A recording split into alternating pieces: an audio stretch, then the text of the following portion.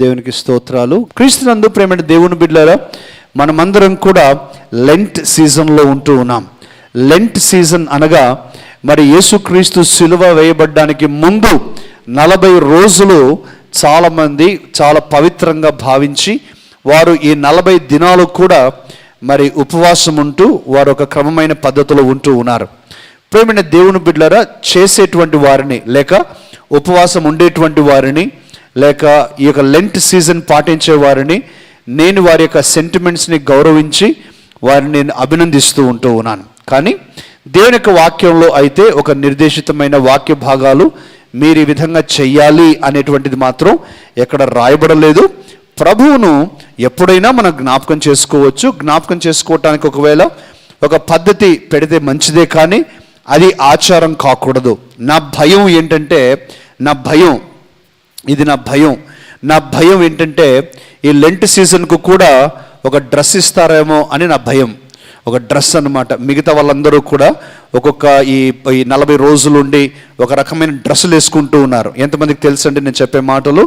అలాంటిది ఒక డ్రెస్ ప్రవేశపెడితే మరి అదొక పద్ధతిగా ఎలా ఉంటుందో మరి. అంటే ఇదంతా కూడా ఈ లోకంలో జరిగిపోతూ ఉంది. నాకు తెలిసి అంగట్లో అన్ని కలర్లు అయిపోయాయి. ఇప్పుడు అన్ని కలర్లకు అన్ని దానిలో ఒక కలర్ అయిపోయింది. ఇక ఏ కలర్ మిగిలిందో నాకే తెలీదు. కానీ దయచేసి అలాంటివి మనం ప్రోత్సహించకూడదని నేను మనవి చేస్తూ ఉంటూ ఉన్నాను. అంటే దాని యొక్క ఎందుకు నేను ప్రోత్సహించకూడదు అని అంటూ ఉన్నానంటే, కేవలము బాహ్యమైనటువంటి పవిత్రత, కేవలము పద్ధతుల ద్వారానే నేను పవిత్రంగా అవుతానేమో అని అనుకోవటం అది దేవుని వాక్యానుసారం కాదు. మనము ఏది చేసే దాన్ని బట్టి మనం పవిత్రులం కాదు. ప్రేమైన దేవుని బిడ్డలారా, ప్రభు మనల్ని పవిత్రపరచాలి. ప్రభు సన్నిధిలో మనల్ని మనం సమర్పించుకోవాలి, ప్రార్థన చేయాలి. మన జీవితాన్ని ముఖ్యంగా మన దేవునికి సమర్పించుకోవాలి. నేను చాలా చోట్ల విమర్శించాలని కాదు, కానీ కొంతమంది ఈ యొక్క 15 దినాలు కానీ 10 దినాలు కానీ 20, 30, 40 దినాలు కానీ ఎంతో నిబద్ధతతో ఎంతో క్రమమైన పద్ధతిలో జీవిస్తారు. కానీ ఈ 40 దినాల తర్వాత వారి జీవితం మారిందా అనే ప్రశ్న వేస్తే వాస్తవానికి వారి జీవితం మారలా. వారి జీవితం మారని ఏ మార్గమైనా కూడా అనుసరించి ఏం లాభం? అందుకనే ఇటువంటివి కొద్దిగా జాగ్రత్తగా ఉండాలని నేను మనవి చేస్తున్నాను. కానీ ఎవరైతే క్రమమైన పద్ధతిలో చక్కగా భయభక్తుల్లో చేస్తూ ఉన్నారో నేను వారి సెంటిమెంట్స్ని గౌరవించి నేను అభినందిస్తూ ఉన్నాను. ప్రభువును జ్ఞాపకం చేసుకోవటానికి ఈ సమయం కూడా మంచిదని నేను జ్ఞాపకం చేస్తున్నాను. అదే సమయంలో ఈ వారము, వచ్చే వారము, అటు వచ్చే వారము యేసుక్రీస్తు యొక్క సిలువ ధ్యానాలు మనం చేయాలని నేను ఆశపడుతూ ఉంటూ ఉన్నాను. క్రీస్తునందు ప్రియమైన దేవుని బిడ్డలారా, మరి యేసుక్రీస్తు ప్రభు సిలువ ధ్యానాలు మనందరికీ కూడా సంవత్సరమంతా జరగాల్సిన అవసరం ఉన్నప్పటికీ కూడా మనము ఈ 3 వారాల్లో కొన్ని కొత్త విషయాలు నేర్చుకుంటూ మనల్ని మనం సిద్ధపరచుకోవాలని నేను ఎంతగానో ఇష్టపడుతూ ఉంటూ ఉన్నాను. ఈరోజు నా యొక్క అంశము, నీవు యేసుక్రీస్తుతో కూడా సిలువ వేయబడ్డావా? నీవు యేసుక్రీస్తుతో కూడా సిలువ వేయబడ్డావా? పౌలు భక్తుడు గలతీయులకు రాసిన పత్రికలో 3 సిలువల గురించి మాట్లాడాడు. ప్రేమైన దేవుని బిడ్డలారా, పౌలు భక్తుడు మొట్టమొదటిగా మాట్లాడింది ఏంటంటే, క్రీస్తు యేసు సంబంధులు తమ శరీరేచ్ఛలను సిలువ వేసి ఉన్నారు అనే మాటను, వాటి క్రియలతో వాటి ఇచ్ఛలతో కూడా సిలువ వేసి ఉన్నారు అనే మాటను చెప్తూ ఉన్నాడు. పౌలు ఇంకో మాటలో చెప్పేది ఏంటంటే, నేను నా శరీర ఆశలకు శరీర కోరికలకు చనిపోయి ఉన్నాను అనే మాటను చెప్తూ ఉన్నాడు. శరీరం యొక్క స్వరము ఈ విధంగా ఉంటుంది. శరీరం ఎప్పుడు కూడా కావాలి, నాకు పెట్టండి, నాకు ఇంకా కావాలి, నాకు సరిపోలేదు, నాకు ఇంకా ఇంకా కావాలి అని శరీరము కేకలు వేస్తుంది. అది ఆహారం విషయమైనా, నిద్ర విషయమైనా, మరి శరీరానికి అలంకరించుకునే వస్త్రముల విషయమైనా, లేక శరీర కోరికలు నెరవేర్చే ఏ యొక్క ఆశ అయినా సరే శరీరం యొక్క కేక ఇదే. శరీరం అంటుంది నాకు కావాలి అని కేక వేస్తూ ఉంటుంది, అది తృప్తి పడదు. కానీ పౌలు భక్తుడు చెప్తూ ఉన్నాడు ఏంటంటే, శరీర ఆశలన్నిటినీ కూడా వాటి ఇచ్ఛలతోనూ క్రియలతోనూ నేను సిలువ వేస్తూ ఉన్నాను, ఇక నేను చంపేస్తూ ఉన్నాను. నా శరీరానికి నేను ఎప్పుడైతే కేకలు వేస్తుందో నేను దాన్ని తీర్చను, దాన్ని నేను పోషించను అనే మాట చెప్తూ ఉన్నాడు. ప్రియమైన దేవుని బిడ్డలారా, ఈ మాటను చెప్పనివ్వండి దయచేసి. మనము ఒక ఆత్మ పురుషులముగా, ఆత్మీయ మరి మనుషులముగా మనం ఉంటూ ఉన్నాం. వీఆర్ ఎ స్పిరిట్, మనము ఒక ఆత్మ. అలాగే దేవుడు మనకు మనసు ఇచ్చాడు, మనము ఒక శరీరంలో జీవిస్తూ ఉన్నాం. ర్యాండీ కూడా ఈ పద్ధతిని, ఈ యొక్క విషయాన్ని చాలా చక్కగా చెప్పాడు. ఎలా అంటే మనము మన యొక్క ఆత్మ ఒక హ్యాండ్ గ్లౌస్, మన చేతికి గ్లౌస్ వేసుకుంటాం కదండి ఎప్పుడైనా, ఆ గ్లౌస్లో ఉన్నట్టు అనమాట. మన యొక్క ఆ యొక్క గ్లౌసే శరీరము. మనము చనిపోయిన తరువాత ఏ విధంగా గ్లౌలో నుంచి మనం చేతిని తీయగలమో ఆ విధంగా మన ఆత్మ, మన మనసు బయటికి వచ్చేస్తాయి. ఆ యొక్క గ్లౌ, ఆ యొక్క శరీరం చనిపోతుంది, కుళ్ళిపోతుంది, కానీ ఆత్మకు చావు లేదు. కాబట్టి మనం ఈ శరీరాన్ని మన స్వాధీనంలో ఉంచుకోవటం చాలా చాలా ప్రాముఖ్యం. ఇంకో మాటలో మీ అందరికీ సలహా లేక ఆత్మీయ సహాయం చేయాలి అని అంటే, మన ఆత్మ రాజు, మన ఆత్మ రాజుగా ఉంటూ ఉన్నాడు. మన మనస్సు మనకు సేవకుడిగా ఉండాలి, మన శరీరము మన బానిసగా ఉండాలి. మన ఆత్మ, hour spirit should be the king, our mind should be the servant, and hour physical body should be the slave. అది ఒక బానిసగా ఉండాలి. అంటే నువ్వేం చెబితే అది నీ శరీరం వినేటట్లుగా నువ్వు చూసుకోవాలి. నాకు చాలా నిద్ర కావాలి అని అన్నప్పుడు నువ్వు అది పర్మిషన్ ఇచ్చే కొద్దీ నీ శరీరం నిన్ను డామినేట్ చేస్తుంది.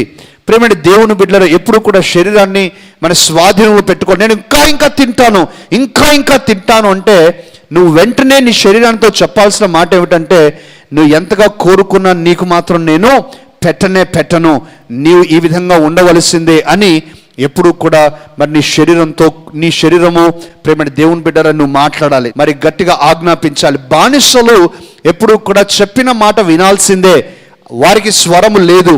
నీ శరీరాన్ని ఆ పద్ధతిగా నువ్వు చూసుకోవాలి ప్రియమైనటువంటి దేవుని బిడ్డలారా. రెండవ రకమైనటువంటి సిలువ గురించి పౌలు మాట్లాడాడు. ఏమని మాట్లాడాడు? నేను లోకమునకును లోకము నాకును సిలువ వేయబడి ఉన్నాము అనే మాట చెప్తూ ఉన్నాడు. ఇంకో మాటలో దాని అర్థం ఏంటంటే, లోకంలో ఉన్నది ఏది కూడా నాకు అక్కర్లేదు, నా దగ్గర ఉన్నది నేను లోకానికి ఇవ్వాల్సిన అవసరము లేదు. నేను లోకము వేరు వేరు. ఈ లోకంలో నేను బ్రతుకుతూ ఉన్నాను, ఈ లోకంలో నేను జీవిస్తూ ఉన్నా కూడా లోకం మాత్రం నాలో జీవించడానికి లేదు. లోకానికి నేను లోకానికి చనిపోయి ఉన్నాము అనే మాటను చెప్తూ ఉన్నాడు. క్రీస్తునందు ప్రేమైన దేవుని బిడ్డలారా, ఏ దేవుడు కూడా ఇజ్రాయేలీయులను ఐగుప్తులో నుంచి బయటకు తేవటానికి 14 రోజుల సమయమే పట్టింది, కానీ ఆ యొక్క వారిలో ఉన్నటువంటి ఐగుప్తును బయటకు తేవటానికి దాదాపు 40 సంవత్సరాలు తీసుకున్నాడు. ఆ వారిలో ఉన్నటువంటి లోకం చనిపోవటానికి దేవుడు చాలా శ్రమించాల్సి వచ్చింది. ఈరోజు మీలో కూడా లోకము జీవిస్తూ ఉన్నట్లయితే ఆ లోకమును మనం త్యజించడం చాలా చాలా అవసరం. లోకము నీలో ఉన్నంత వరకు కూడా లోకము నిన్ను ఆకర్షిస్తుంది అనే విషయాన్ని జ్ఞాపకం చేస్తూ ఉన్నాను. అయితే ఈరోజు మనం 3వ సిలువ గురించి మాట్లాడుతూ ఉన్నాం. 3వ సిలువ విధానం పౌలు భక్తుడు చెప్పాడు, నేను క్రీస్తుతో కూడా సిలువ వేయబడి ఉన్నాను అనే మాట చెప్తూ ఉన్నాడు. I am crucified with Christ అంటూ ఉన్నాడు. యేసుక్రీస్తుతో కూడా, అంటే యేసుక్రీస్తు నేను, మేమిద్దరము కూడా సిలువ వేయబడి ఉన్నాము. యేసుక్రీస్తు ఏ విధంగా సిలువ వేయబడ్డాడో అదే విధముగా నేను కూడా సిలువ వేయబడ్డాను. యేసుక్రీస్తు ఏ విధముగా అనేక రకరకములైన అనుభవాల గుండా వెళ్ళాడో ఆ విధంగా నేను కూడా వెళుతూ ఉన్నాను. యేసుక్రీస్తు ఏ విధంగా శ్రమ పడ్డాడో ఆ విధంగా నేను కూడా శ్రమ పడుతూ ఉన్నాను. ఐఎమ్ క్రూసిఫైడ్ విత్ క్రైస్ట్ అనే మాటను తను చెప్తూ ఉన్నాడు. క్రీస్తునందు ప్రేమైన దేవుని బిడ్డలారా, మన అందరము కూడా యేసుక్రీస్తుతో సిలువ వేయబడాలి అనే జ్ఞాపకం చేస్తూ ఉన్నాను. అందుకే ఈరోజు ప్రశ్న ఇదే, are you crucified with Christ? నీవు యేసుక్రీస్తుతో కూడా సిలువ వేయబడ్డావా అనే ఈరోజు మన యొక్క ముఖ్య అంశము ప్రియమైనటువంటి దేవుని బిడ్డలారా. మరికొన్ని మాటలు చెప్పనివ్వండి. మన వాక్యంలో కొన్ని వచనాలు చదవక పూర్వము మన జీవితంలో మరి చాలా సహజ సిద్ధముగా స్వాభావికముగా భక్తితో నువ్వు జీవించడానికి ప్రయత్నించినప్పుడు నీకు శ్రమలు వస్తాయి. అది చాలా స్వభావ సిద్ధం, సహజ సిద్ధమైనటువంటి ప్రక్రియ. అయితే నీ జీవితంలో ఎలాంటి శ్రమలు కానీ, నిందలు కానీ, ఇబ్బందులు కానీ, అవమానాలు కానీ ఏవి లేకుండా నీ జీవితంలో చాలా నీట్గా వెళ్తూ ఉన్నావు అనుకో, నా యొక్క అనుమానం ఏంటంటే నువ్వు ఎక్కడో ఒక చోట సాతానుతో లేక సాతాను సంబంధమైన ఆలోచనలతో ఒక చీకటి ఒప్పందాన్ని, ఒక రహస్య ఒప్పందాన్ని చేసుకున్నావు. ఒక రహస్య ఒప్పందాన్ని చేసుకున్నావు కాబట్టి నీకు శ్రమలు రాకుండా జాగ్రత్తగా తీసుకెళ్తూ ఉన్నాడు సాతాను. వాటన్నిటిని తప్పించి నిన్ను తీసుకువెళ్తూ ఉన్నాడు. నువ్వేమనుకుంటున్నావు? నా కష్టాలే రావటం లేదు, శ్రమలే రావటం లేదు, వారు ఈ ఇబ్బందులను చెప్తున్నారు, వీరి ఇబ్బందులను చెప్తున్నారు, నాకే ఇబ్బందులే రావటం లేదు నువ్వు అనుకుంటూ ఉన్నావు. దేవుడు నన్ను చాలా ప్రేమిస్తూ ఉన్నాడేమో, నా కష్టాలే లేవని నువ్వు అనుకుంటున్నావు. కానీ దయచేసి మభ్యపడవద్దు. బహుశా సాతాను నిన్ను తన యొక్క వలలో, తన ఉచ్చులో బిగించాడేమో. అందుకే ఈరోజు మనం బహు జాగ్రత్తగా ఉండవలసినటువంటి అవసరత ఉన్నదని నేను జ్ఞాపకం చేస్తూ ఉన్నాను. ఈ రోజుల్లో ప్రేమైన దేవుని బిడ్డలారా, మరి స్త్రీలు కాన్పు కొరకు వెళ్ళినప్పుడు ఒక రకమైనటువంటి సర్జరీని కనుగొన్నారు. దానినే పెయిన్లెస్ డెలివరీ అని అంటారు. ఏమంటారండి? పెయిన్లెస్ డెలివరీ అంటే దేవుని వాక్యంలో ఏం చెప్పాడు? స్త్రీ, నువ్వు చాలా ప్రసవ వేదన పడి పిల్లలను కంటావు అని దేవుని యొక్క వాక్యం చెప్పింది. కానీ చాలామంది మనము ఏం చేస్తాము అని అంటే ఆ నొప్పిని భరించలేం. అంటే స్త్రీలు నొప్పిని భరించలేక, ఆ నొప్పిని తట్టుకోలేక, బాబు నాకు ఈ నొప్పి వద్దండి, నొప్పి లేకుండా నేను పిల్లల్ని కనాలి అని పెయిన్లెస్ సర్జరీకి వారు వెళ్తూ ఉంటారు. చాలా ఖరీదైనది. అది మంచిదా కాదా అని తర్వాత వేరే విషయం. నేను కేవలం ఉదాహరణ కొరకు నేను చెప్తూ ఉన్నాను. నొప్పి లేకుండా పిల్లలను కనటం అనేటువంటిది ఒక ప్రక్రియ ఉంది అని నేను జ్ఞాపకం చేస్తూ ఉన్నాను. క్రీస్తునందు ప్రేమైన దేవుని బిడ్డలారా, నొప్పి లేకుండా పిల్లలను కనవచ్చేమో, కానీ నొప్పి లేకుండా క్రైస్తవ జీవితం లేదు. నీవు నొప్పి పొందాల్సిందే, నీవు కష్టాలు అనుభవించాల్సిందే, నీవు ఇబ్బందులు పడాల్సిందే, నువ్వు సిలువను మోయాల్సిందే. నువ్వు సిలువను మోస్తూ కూడా నీకు నొప్పి తెలియటం లేదు అని అంటే, ఇందాక నేను చెప్పిన మాట నువ్వు జ్ఞాపకం చేసుకోవాలి. ఎక్కడైనా నీవు రాజీ పడ్డావా? ఎక్కడైనా నీవు సాతానుకు స్నేహితుడుగా ఉన్నావా? ఎక్కడైనా నీవు సాతాను కలిసి మాట వినుకుంటూ ముందుకు వెళ్తూ ఉన్నావా? అయితే నీకు శ్రమలు రావు. కానీ దేవుని యొక్క ఉద్దేశం అది కాదు. మనమందరము కూడా మన సిలువను ఎత్తుకొని నడవాలని ఆయన కోరుతూ ఉన్నాడు. దేవుని యొక్క వాక్యం దయచేసి చదవండి. లూకా రాసినటువంటి సువార్త 14వ అధ్యాయం 27వ వాక్యం మనం చదువుకుందాం. అందరూ చదవండి. మరియు ఎవడైనను తన సిలువను మోసుకొని నన్ను వెంబడింపని ఎడల వాడు నా శిష్యుడు కానేరడు. ఇంకో వాక్యాన్ని చదువుకుందామండి. మత్తయి సువార్త 10వ అధ్యాయము 38వ వాక్యం. మత్తయి సువార్త 10వ అధ్యాయము 38వ వాక్యము. తన సిలువను ఎత్తుకొని నన్ను వెంబడింపని వాడు నాకు పాత్రుడు కాడు. తన ప్రాణమును దక్కించుకొనువాడు దానిని పోగొట్టుకొనును, కానీ నా నిమిత్తము తన ప్రాణమును పోగొట్టుకొనువాడు దానిని దక్కించుకొను. ప్రియమైన దేవుని బిడ్డలారా, నేను ఇదే వచనాన్ని ఇంగ్లీష్లో యాంప్లిఫైడ్ వర్షన్ అనేటువంటి వర్షన్లో నేను చదువుతూ ఉన్నాను. చాలా బ్యూటిఫుల్గా ఈ వచనాన్ని యాంప్లిఫైడ్ వర్షన్లో పెట్టారు. నేను చదువుతూ ఉన్నాను. Whoever does not carry his own cross, expressing a willingness to endure whatever may come. నా జీవితంలో యేసుక్రీస్తును అంగీకరించడం ద్వారా నా భవిష్యత్తులో ఎటువంటి పరిస్థితులను ఎదుర్కోవాల్సి వచ్చినా, అవి ఏంటో నాకు తెలియకపోయినా వాటి కొరకు నేను సిద్ధమే అని చెప్పగలిగిన వారు, and those who believe in me and follow my example, నా యందు నమ్మకముంచి నా ఉదాహరణ అనుభవించేటువంటి వారు, అనుసరించేటువంటి వారు, if need be, amplified version రాస్తూ ఉన్నాడు, అవసరమైతే సఫరింగ్, అవసరమైతే శ్రమను అనుభవిస్తూ, ఇంకా అవసరమైతే dying because of faith in me, నా యందు విశ్వాసం ఉంచడం ద్వారా చనిపోవలసి వచ్చినా సరే వెనుకాడని వారు మాత్రమే నాకు శిష్యులుగా అవ్వగలరు. అంతే తప్ప మిగతా వారు నా శిష్యులు కాలేరు. అర్థమవుతుందా ప్రియ సంఘమా? దేవుడు చెప్పే మాట ఏమిటంటే, ఎటువంటి పరిస్థితి వచ్చినా సరే ఎదుర్కోవటానికి నువ్వు చిరునవ్వుతో స్వాగతం పలకాలి. శ్రమలు వచ్చినా సరే నువ్వు దానికి సిద్ధంగా ఉండాలి. ఆ శ్రమలు ఎంతవరకు దారి తీయవచ్చు, నీ ప్రాణమే పోయేంత శ్రమలు రావచ్చు.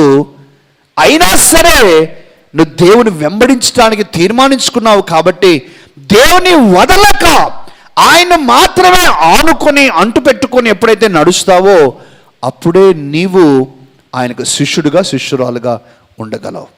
మిగతా వారు ఉండలేరు. రక్షించబడతారు, అందరూ రక్షించబడాలని దేవుడు కోరుతూ ఉన్నాడు. కానీ అందరూ శిష్యులుగా కావాలని దేవుడు కోరినా అందరూ శిష్యులుగా కాలేకపోతూ ఉన్నారు. కారణం ఏంటి? నాకు శ్రమలంటే భయం బాబు, నాకు కష్టాలు నేను భరించలేనండి, నేను ఇబ్బందులు తట్టుకోలేనండి, అనానుకూలమైన పరిస్థితులు అంటే నాకు చాలా ఇష్టం లేదండి అని చెప్తూ ఉన్నారు. కాబట్టి వారు శ్రమలను తప్పించుకొని వెళుతూ ఉన్నారు. దయచేసి నా వెనుక అందరూ గట్టిగా చెప్పండి, నో పెయిన్ నో గెయిన్. అందరూ చెప్పండి, నొప్పి లేకపోతే లాభము లేదు, నొప్పి లేకపోతే లాభము లేదు. మరలా చెప్పండి నా వెనుక అందరూ కలిసి, నో క్రాస్ నో క్రౌన్. సిలువ లేకపోతే కిరీటము లేదు. అందరూ గట్టిగా చెప్పాలి, సిలువ లేకపోతే కిరీటము లేదు. గట్టిగా, సిలువ లేకపోతే కిరీటము లేదు. ఇంకా, సిలువ లేకపోతే కిరీటము లేదు. ప్రియమైన దేవుని బిడ్డలారా, if there is no pain in your life, you cannot gain anything in your life. Without the cross, there is no crown. సిలువ లేకుండా నీవు కిరీటం పొందుకోలేవు. ఈరోజు అవే విషయాలను నేను మీతో మాట్లాడాలని కోరుతూ ఉన్నాను.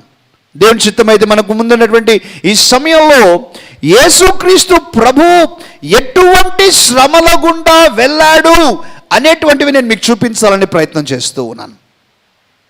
రకరకాలుగా శారీరక పరమైనటువంటి దెబ్బలు తిన్నాడు, దాని గురించి నేను అభివర్ణించడం లేదు. కానీ ఏ విధముగా తాను తన జీవితంలో ఈ శిలువ మరణము ద్వారా ఎటువంటి ఇబ్బందులు ఎదుర్కోవలసి వచ్చింది ఆ మార్గములో అని నేను చూపించాలని కోరుతూ ఉన్నాను. యెరూషలేము పట్టణములో యేసుక్రీస్తు శిలువ మోస్తూ వెళ్ళినటువంటి మార్గానికి, ఆ రోడ్డుకు వయా డొలరోజా అనే పేరు ఇచ్చారు. వయా డొలరోజా, దానికి అర్థం ఏంటంటే ద పాత్ ఆఫ్ పెయిన్, శ్రమల మార్గము అని దానికి అర్థం. శ్రమల మార్గము గుండా యేసుక్రీస్తు ప్రభు కల్వరికి చేరుకున్నాడు. ఎటువంటి శ్రమలు అనుభవించాడో కొన్నింటిని నేను మీకు చూపించాలని ఇష్టపడుతూ ఉన్నాను. ప్రియమైన దేవుని బిడ్డలారా, మొట్టమొదటిది చూడండి, మత్తయి సువార్త 26వ అధ్యాయము 21వ వాక్యము. వారు భోజనము చేయుచుండగా ఆయన, మీలో ఒకడు నన్ను అప్పగించునని మీతో, చాలు, మీలో నన్ను ఒకడు అప్పగిస్తాడు. ఎవరు మీలో అంటే, ఏ 12 మంది అయితే ఈ 3.5 సంవత్సరాలు యేసుక్రీస్తుతో రాత్రింపవల్లో తిరిగారో, ఎవరైతే యేసుక్రీస్తు మాటలు విన్నారో, సహవాసం చేశారో, ఎంత నమ్మకాన్ని సంపాదించారో, ఎంతో యేసుక్రీస్తు దగ్గర ఉన్నారో, వారిలో ఒకడు ఇప్పుడు యేసుక్రీస్తును మోసం చేయబోతూ ఉన్నాడు.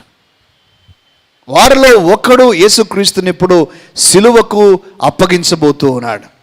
ప్రేమైన దేవుని బిడ్డలారా, మన జీవితంలో కూడా ఇదిగో మన యొక్క స్వంత వారు, దగ్గరున్నటువంటి వారు, స్వంత వారు కూడా నీవు శ్రమ పడాలని, లేక నీకు వ్యతిరేకంగా మోసం చేయాలని, నీకు హాని కలిగించే విధంగా మోసం చేయాలని వారు ప్రయత్నించటం అన్నమాట.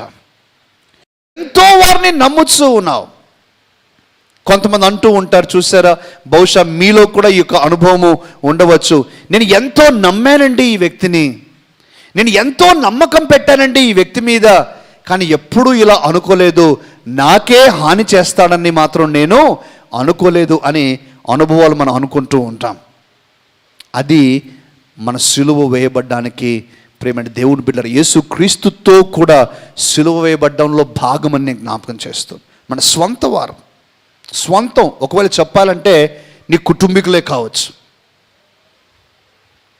లేకపోతే నీ రక్త సంబంధికులే కావచ్చు, నీ సహోదరులు సహోదరులు కావచ్చు, లేకపోతే మీ మామగారు అత్తగారు కావచ్చు, మీ కోడలు అల్లుడు కావచ్చు, లేకపోతే మీ యొక్క బంధువులు ఎవరైనా కావచ్చు.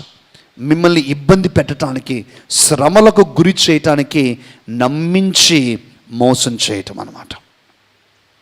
అంత మాత్రమే కాదు, చూడండి ప్రేమైన దేవుని బిడ్డలారా, మరొక మాటను చదువుదాం. యోహాను సువార్త 18వ అధ్యాయం, ఈ యొక్క వచనానికి దగ్గర వచనం ఇంకో మాటను మనం చూద్దాం. 35వ వాక్యం. అందుకు పిలాతు, నేను యూదుడనా ఏమి? నేను యూదుడనా ఏమి?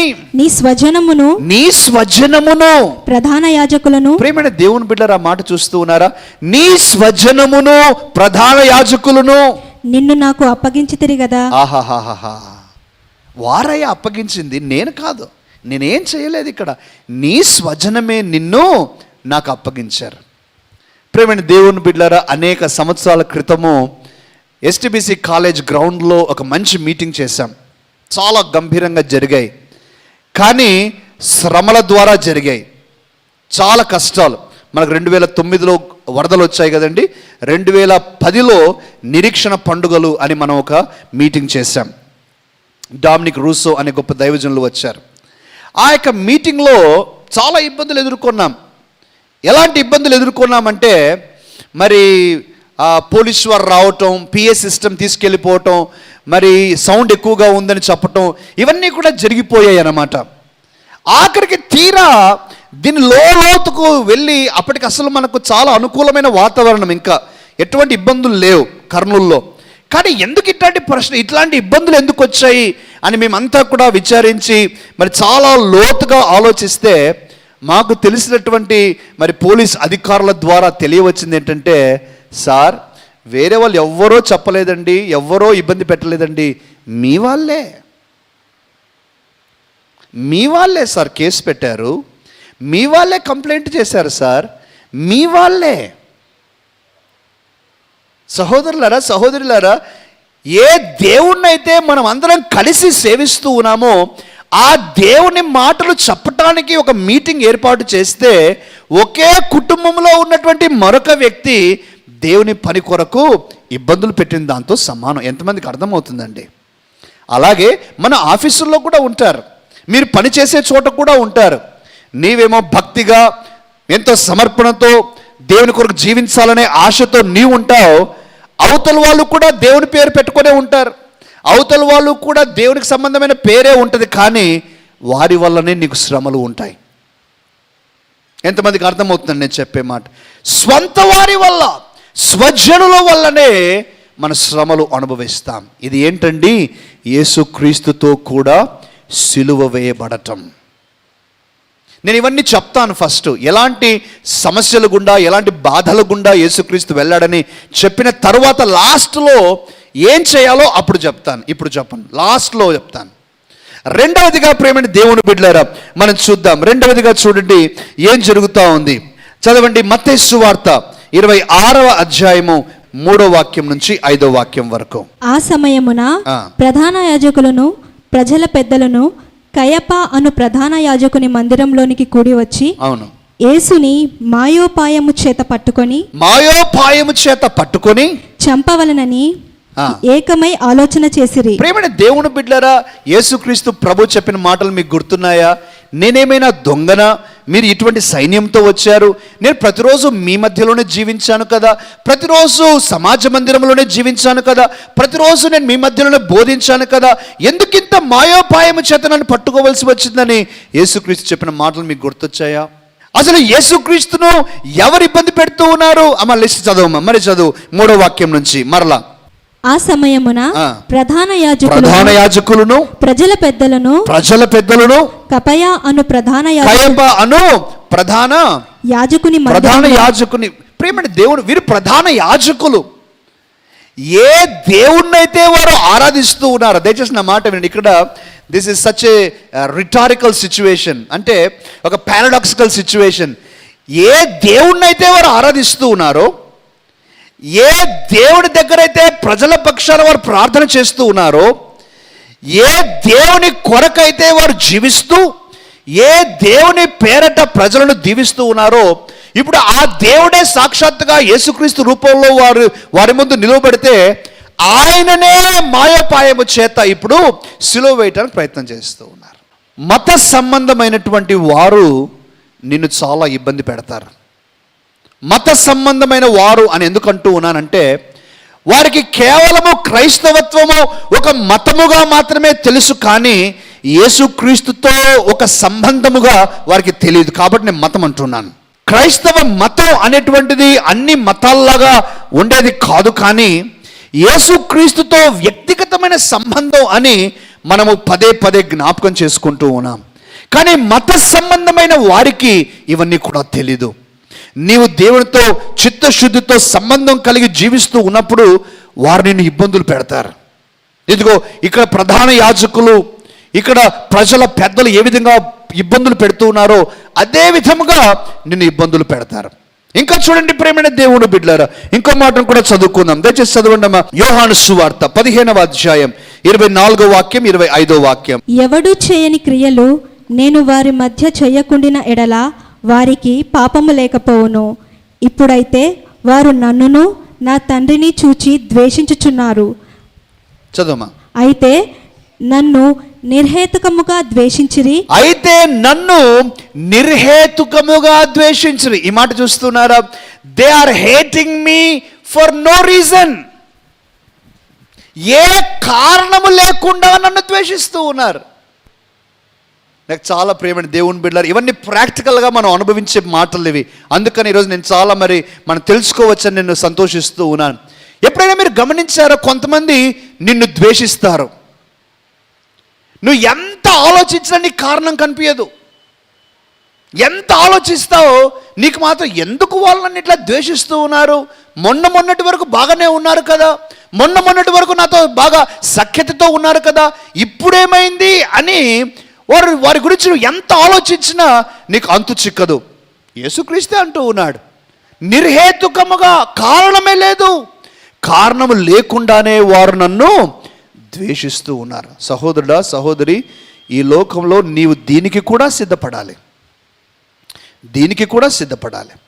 నిన్ను ప్రజలు లేక మత సంబంధమైనటువంటి వారు, భక్తి లేనటువంటి వారు, లేక పై భక్తి కలిగినటువంటి వారు నిన్ను ద్వేషిస్తారు. వారు బయటికి చెప్పొచ్చు, అబ్బా మీరే పరిశుద్ధుల్లేండి, అదో రకమైన టార్చర్. మళ్ళీ మీరే పరిశుద్ధుల్లేండి, మీ ప్రార్థనలే దేవుడు వింటాడులేండి, మీరే చర్చికి వెళ్తారులేండి, మేము ఎంతలేండి, మేము పురుగుతో సమానం లేండి, మీరు దేవుని దగ్గర నా గురించి వేడుకోనండి అని అదో రకముగా మళ్ళీ సటైరికల్గా నిన్ను బాధ పెడుతూ ఉంటారు వాళ్ళు.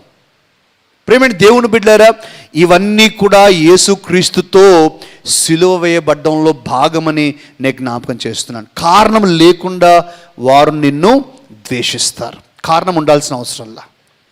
నువ్వు ఏమైనా అడుగుతావు అనుకోండి, ఏం బ్రదర్, ఏం సిస్టర్, ఏమక్క, ఏమన్నా, ఎందుకు మీరు ఈ విధంగా ఉన్నారు అని అంటే, ఏమో నేను నీకు చెప్పనులే, చెప్పటానికి ఉంటే కదా, ఏం లేదు అక్కడ, చెప్పటానికి లేదు కాబట్టి వారు దాన్ని దాటేస్తారు. నిర్హేతుకముగా, కారణం లేకుండా వారు నిన్ను ద్వేషిస్తారు. క్రీస్తునందు ప్రేమైన దేవుని బిడ్డలారా, దేవుని వాక్యాన్ని విన్నారు కదూ. ఈ సమయంలో నేను మీ అందరితో కలిసి ప్రార్థన చేయాలని, మీ యొక్క ప్రతి అవసరత కొరకు కూడా ప్రార్థన చేయాలని ఎంతో కోరుచున్నాను. పరిశుద్ధుడైన తండ్రి, మహోన్నతుడా, మా మంచి దేవ, శక్తిమంతుడా, మీకు స్తోత్రాలు తండ్రి. మీరు వాక్యంలో సెలవిచ్చారు, మేము అడుగు వాటన్నిటికంటే, ఊహించు వాటన్నిటికంటే కూడా అత్యధికముగా నీవు చేస్తానని, అటువంటి గొప్ప సామర్థ్యం కలిగిన దేవుడు అని మీరు చెప్పి ఉంటూ ఉన్నారు. అందుకే తండ్రి, నా ప్రియ సహోదరి సహోదరులందరితో కలిసి నేను కూడా ఏకీభవించి ప్రార్థిస్తూ ఉన్నాను. వారి జీవితంలో ఉన్న ప్రతి సమస్య తొలగిపోవునుగాక, ప్రతి కొండలాంటి సమస్యలు కరిగిపోవునుగాక, దీర్ఘకాలిక వ్యాధులు స్వస్థత పొందుదురుగాక. తండ్రి, వారికి సంతోషము కరువు అయినట్లయితే సంపూర్ణ సంతోషంను దయచేయండి. నా గిన్నె నిండి పొర్లుచు ఉన్నది అని మేమందరం కూడా దేవా స్వానుభవముగా మేము చెప్పటానికి సహాయము చేయండి దేవా. తండ్రి, వీరు చేసే ప్రతి ప్రయత్నంలో కూడా మీరు తోడుగా ఉండి ఆశీర్వాదం దయచేయాలని నేను ప్రార్థన చేస్తూ, వీరిని వీరి కుటుంబములను మీరు దీవించుమని యేసు నామమునే అడుగుచున్నాను తండ్రి. Amen, amen.